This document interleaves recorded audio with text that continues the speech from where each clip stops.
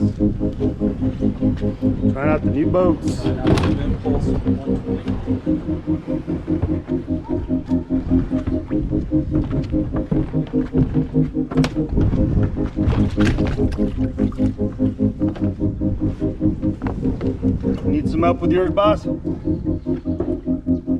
that? You need some help with yours? You need some help with yours? You need some help with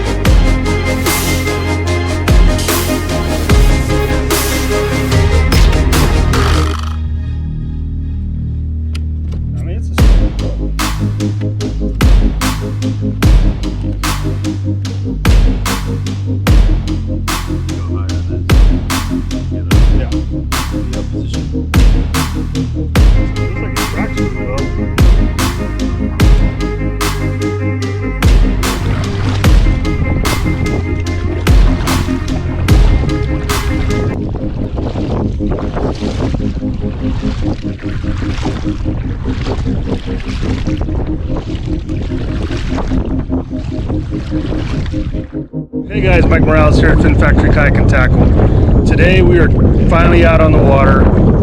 We tried to do it a couple of days ago and I did get out on the water, but great news. My wife Jessica was expecting.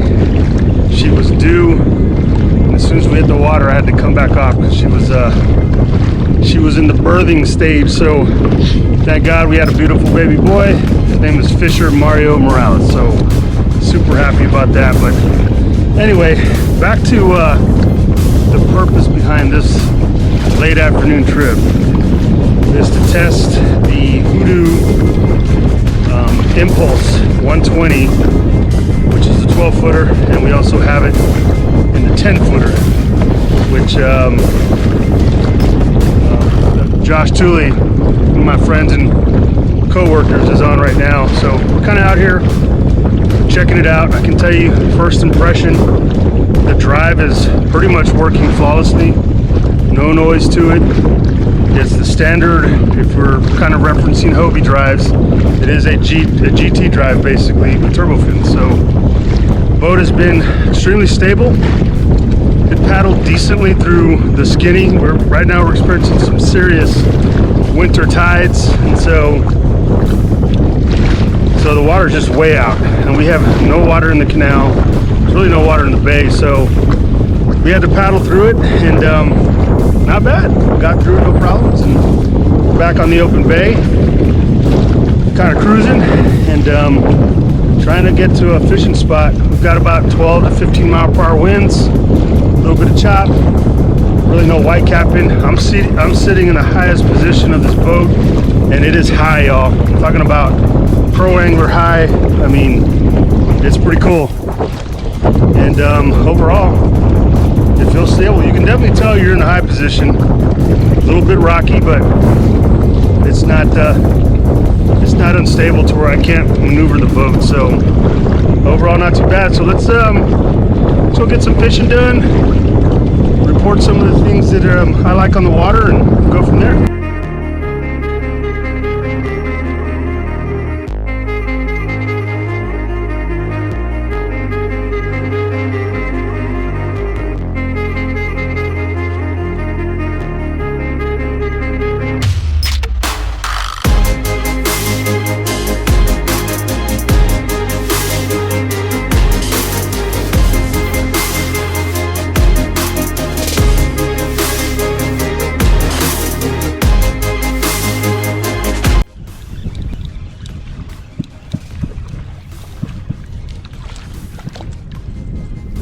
Getting a little bigger here.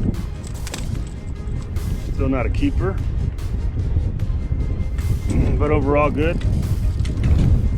And I noticed that, so what I'm throwing here, Nice little trout. I'm throwing this AM lure. It's really garlic infused AM lure here on the new Woody Cork Little. This is a very small, it's really skinny, smaller cork, got a real big robust sound. You don't want to do anything weighted, that's why I have it on this treble hook unweighted. And I noticed that in the colder waters, since we've had colder weather, this little cork has worked really well. It's outfished the standard Woody, and I don't know if it's just cold water. We'll see when the water warms up. But that little Woody cork, AM fishing lure, kind of similar to a gulp. It's got a good stink to it. Let's see what we got here. Keeper, a little heavy. Yeah, that's a good fish. Yeah, I'd eat that all day long. Not gonna eat them today.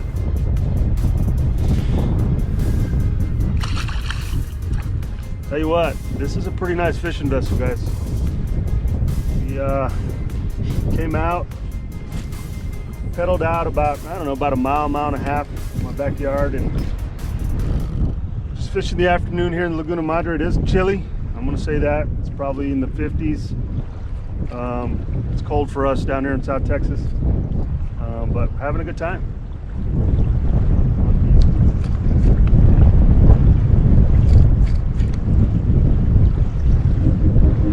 There it is. God, that's a good fish. Got some shoulders on him. Let's keep the trout probably.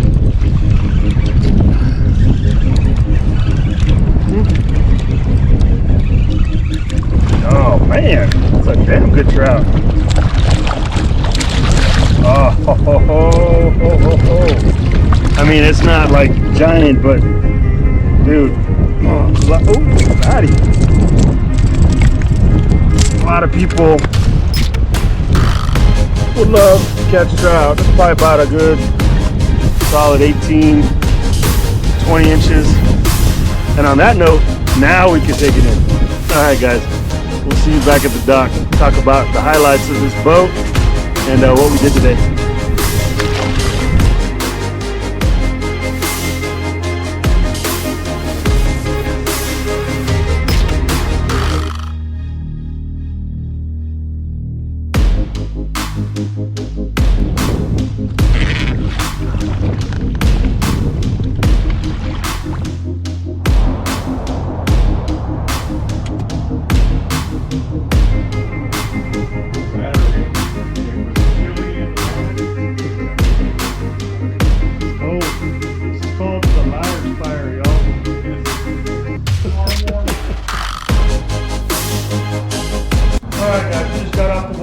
I mean, overall impressions of the boat is pretty good. You know, from a stability standpoint, didn't have any issues. Just to kind of talk about the features of the boat, and we'll talk about the goods and the bads. First and foremost, guys, when you look at the seat itself, we'll start with the actual seating area, the cockpit. Really pretty good seat. I mean, overall, I felt comfortable in it. I didn't feel like it was noisy or shifty. There is a little bit of a rise right here where this crossbar goes underneath, but you can see on the high position here that you've got a lot of space here, probably about 14 to 16 inches of space. But with that being said, I will caution you, just like on the video, if you're in the high position, it is unstable, especially in choppy situations like we were the other day. So what do you do about that? Well, obviously, you're just gonna come down with it.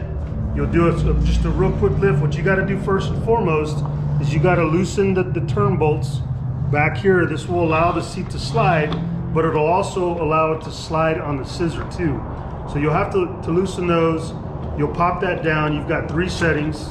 You've got high, you've got mid, and then you've got the low position. And to me, this was the lowest. And you still have good spacing here, allowing you to get up in the standing position. If you come a little bit closer here, you'll look at the kind of the mechanisms here that ride along the slide tracks. This is aluminum. It is pretty good quality. It's actually bolted down into some pre-inserted bolts there, so that was really cool. And if you look at all the hardware on the seats, we're looking at all stainless steel components or aluminum. And really good quality strapping on here, allows you the adjustability of your backrest and that kind of thing. So overall, really good seat. If you look over here, as far as a lot of people ask questions about, you know, the actual, what are these things for?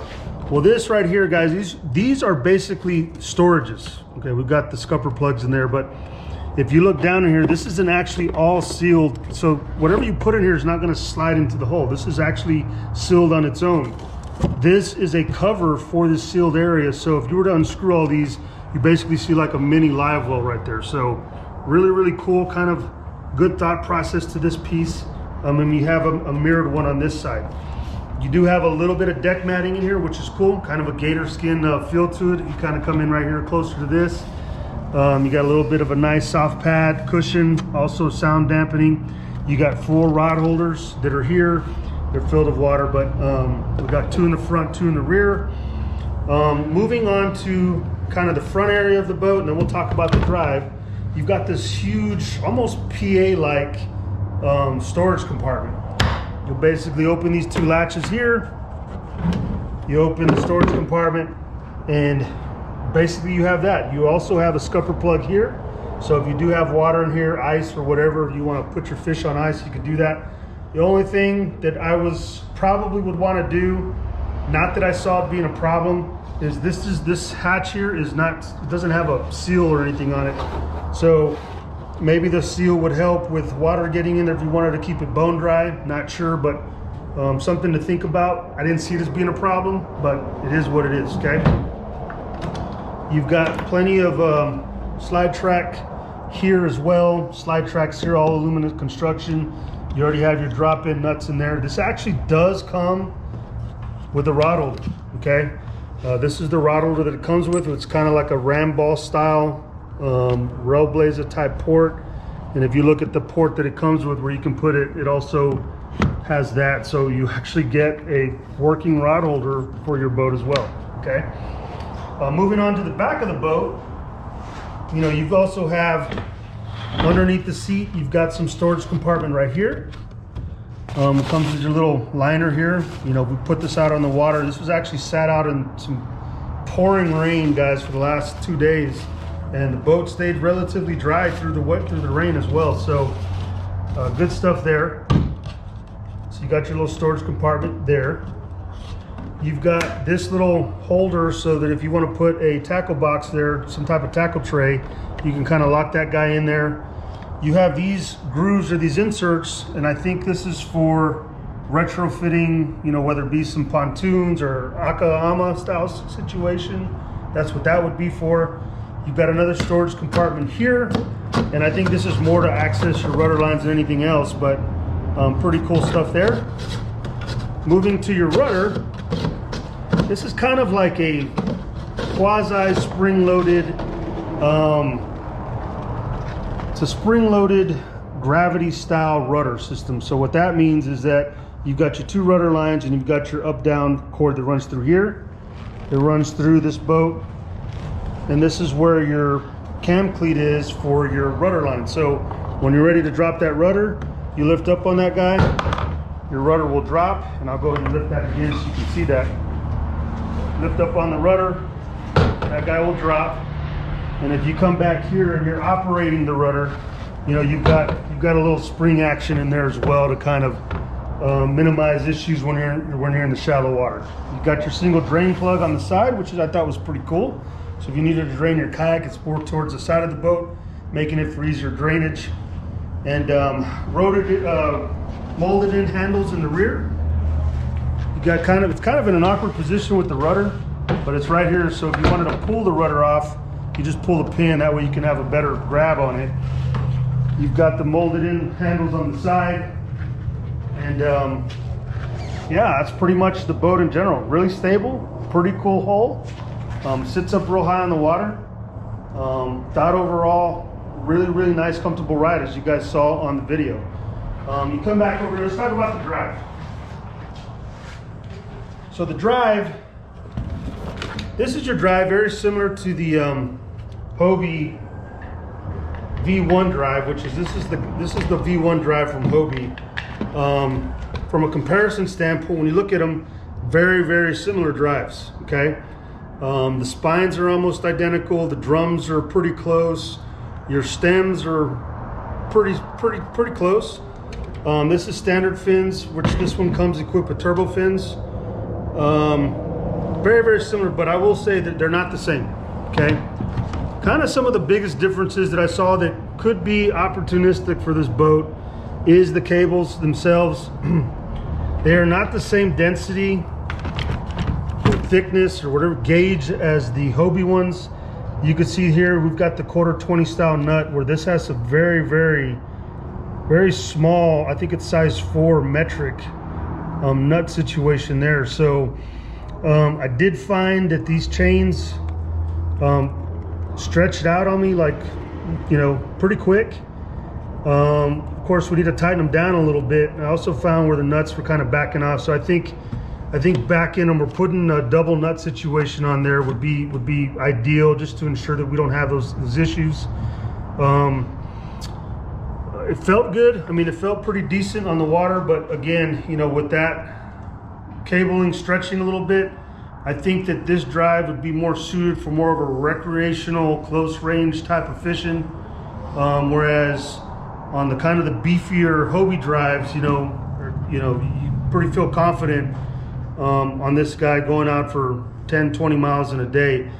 I haven't put this through the test that far yet, but you know, just kind of on first initial impressions, with the looseness of the chains, I think we need to, try to do something to make sure that those nuts aren't backing out, maybe double them up just to make sure there's some safety with that piece, okay? As far as the closure system is concerned, you have your kind of your swivel turn locking cams right here.